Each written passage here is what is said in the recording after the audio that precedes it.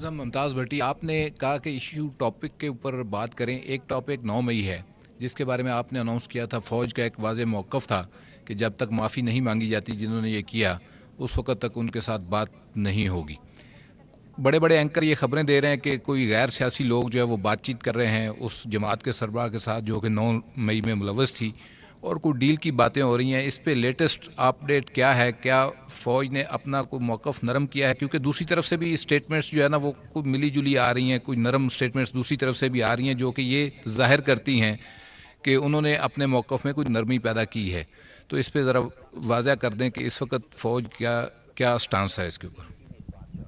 دیکھیں، اس موضوع پہ جو فوج کا بڑا واضح موقف ہے، جو 7 مئی کی آئی ایس پی آر کی پریس کانفرنس تھی اس میں یہ بیان کیا گیا تھا.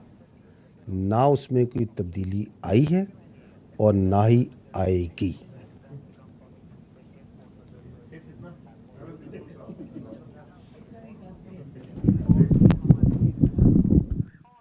احمد منصور، اسپیشل کورسپونڈنٹ 24 نیوز. جنرل صاحب، فوج کے اندر جو احتساب کا نظام ہے اسی سے متعلق میرا سوال ہے. کچھ دنوں پہلے اسی حوالے سے ایک خبر جاری ہوئی، آئی ایس پی آر سے آئی. ہمیں پتہ چلا کہ فوج کے ایک سابق افسر کا کورٹ مارشل ہوا ہے. جو فوجی اہلکار ہیں انہیں بغاوت پر اکسانے کے حوالے سے اسے جو سزا دی گئی ہے 14 سال بامشقت قید کی، اور ساتھ اس کا رینک بھی ضبط ہوا ہے. تو یہ بہت سخت ایک لیول ہے سزا کا، کورٹ مارشل ہونا. اس کی اگر کچھ تفصیلات کے کون سے ایسے الزامات ہیں جو ثابت ہوئے ہیں جن کی بنا پر یہ سزا ہوئی ہے؟ ساتھ ہی سے جڑی ایک بات کہ یہ بھی بیرون ملک ہے جس کو سزا ہوئی ہے، اکبر حسین، اور اس کے علاوہ اور بھی 2-3 کیسز ہیں جن کا کورٹ مارشل ہوا تھا، وہ بھی باہر بیٹھے ہیں. عادل راجہ ہے، حیدر مہدی ہے اور دیگر. اور آپ نے پچھلی جو پریس کانفرنس ہے اس میں ڈیجیٹل دہشت گردی کی بھی بات کی تھی، اور ان سب پہ اس سے جڑے الزامات بھی ہیں کہ وہاں بیٹھ کے وہ اس میں بھی ملوث ہیں. تو سر، میرا دوسرا سوال اس میں یہ ہے کہ ان سزاؤں پہ عمل درآمد کیسے ہوگا؟ یہ لوگ تو کورٹ مارشل کے بعد بھی مزے کر رہے ہیں. دیکھیں، پہلی بات تو یہ ہے کہ ڈیجیٹل دہشت گردی جو ہے اس کی جو خلاف جو پہلا لائن آف ڈیفنس ہے نا، دی فرسٹ تھنگ جس نے اس ڈیجیٹل دہشت گردی کو قابو کرنا ہے، اس کا تدارک کرنا ہے، وہ ہے قانون. ٹھیک ہے. انفارچونیٹلی آپ کے سامنے ہے کہ جو جھوٹ ہے، پروپیگنڈا ہے، میڈیا میں بھی کسی حد تک، لیکن بہت حد تک سوشل میڈیا میں یہ بہت زیادہ کیا جاتا ہے. فیک نیوز ڈالی جاتی ہیں، غلط تصویریں ڈالی جاتی ہیں، ڈاکٹرڈ امیجز ڈالے جاتے ہیں، عوام کے ذہن میں کنفیوژن ڈالی جاتی ہے. سب کے سامنے ہو رہا ہے، غلط بات چیت کی جاتی ہے، کھل کے غلط بات چیت کرتے ہیں، جھوٹ بولتے ہیں. لیکن قانون اس کے اگینسٹ اپنا رستہ اس طرح نہیں بنا رہا جس طرح اس کو بنانا چاہیے. تاہم جو افواج پاکستان ہے وہ اس معاملے کو بہت سیریس لیتی.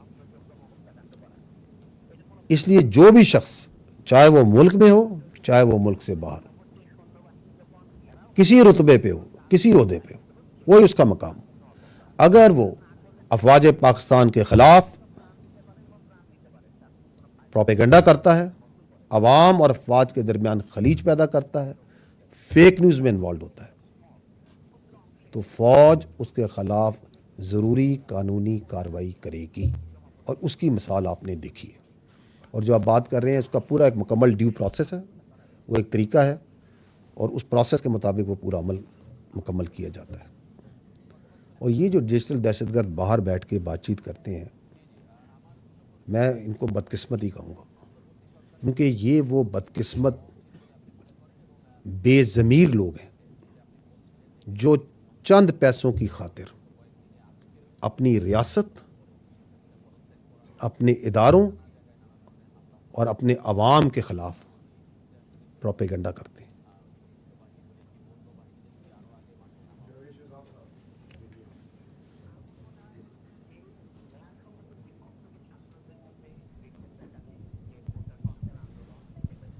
जैसा मैं जावेद शहजाद हूँ एपी न्यूज़ इस्लामाबाद से। मैं थोड़ी देर के लिए आपको यूएसए लेके जाना चाहूँगा। आप याद कराऊँगा कि अमेरिकी हाँ यूएसए हाँ वीज़े के बगैर। अच्छा सर, अमेरिकी कांग्रेस की जानिब से आपका वीज़ा लगा हुआ है? सर लग जाएगा सर, अच्छा, लग जाएगा। अच्छा, अमेरिकी कांग्रेस की जानिब से एक करारदाद की मंजूरी दी गई थी जिसमें पाकिस्तान के इंतखाबी अमल, पाक फ़ौज के किरदार और पाकिस्तान के अंदरूनी मामलात को निशाना बनाया गया था।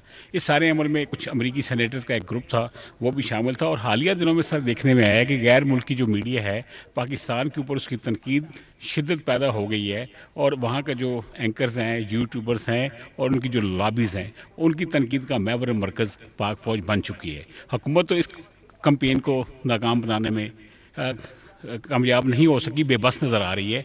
ISPR की क्या हिकमत अमली है सर, इसको कैसे काउंटर किया जाएगा? आप मैक्सिमम रिस्ट्रेंट पर रहेंगे और आपके सब्र के इम्तहान लिया जा रहा है सर, प्लीज़। ठीक, देखिए ये जो बैरून मुल्क से आप कह रहे हैं ना, जो पाकिस्तान की रियासत के ख़िलाफ़ ये जो एक तवातर के साथ कैंपेन चलाई जा रही है, पहली बात तो मैं ये आपको वाज़ेह करूं कि हमें बाखूबी आगाह है ये किन मकासद के लिए चलाई जा रही है, कौन चला रहा है, कौन इनकी फैसिलिटेशन कर रहा है।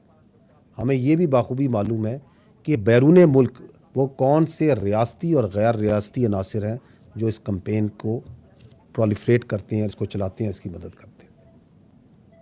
आपने तो कुछ एक दो वाक़यात का जिक्र किया। I will just give you an idea to have you to make you understand the enormity of this issue. जनवरी से लेके आज तक, इस साल 2007 महीने तकरीबन,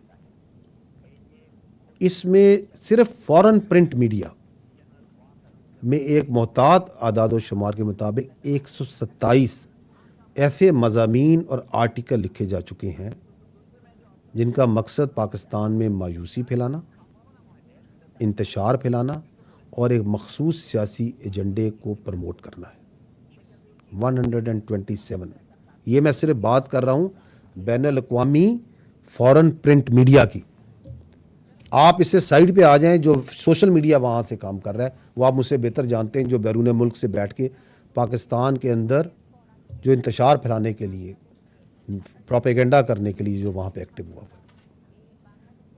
इसके अलावा जो पॉलिटिकल लॉबिंग की जाती है, जो मुलाकातें की जाती हैं, सरकारी दौरों पे एहतजाज कराए जाते हैं, सफारत खानों के सामने एहतजाज कराए जाते हैं, आपके ख्याल में ये ऐसे ही हो जा रहा है? इसके पीछे पूरी कोऑर्डिनेटेड सोच है और बहुत पैसा लगाया जा रहा है इसमें। लॉबिंग फर्म्स हायर की जाती हैं, उन पे ही पैसा लगाया जाता है और एक बयानिया बनाया जाता है मायूसी का, इंतशार का, हालात बेकाबू हो गए, और एक मखसूस सियासी प्रोपेगेंडे को उठाया जाता है। ये जितनी एफर्ट की जा रही है, चाहे वो इंटेलेक्चुअली की जाती है, कोऑर्डिनेशन में की जाती है, पैसा लगा के की जाती है, मैं तो ये कहता हूँ कि काश ये बयानिया, ये पूरी एफर्ट ये करते कि ये बताने के लिए लोगों को कि गाज़ा और फ़लस्तीन में कितना जेनोसाइड हो रहा है, मुसलमानों का, मासूम बच्चों को कत्ल किया जा रहा है, इसके लिए बयानिया बनाने पे ये पैसा लगाते और ये मेहनत करते, ये पैसा लगाते, ये बयानिया बनाते।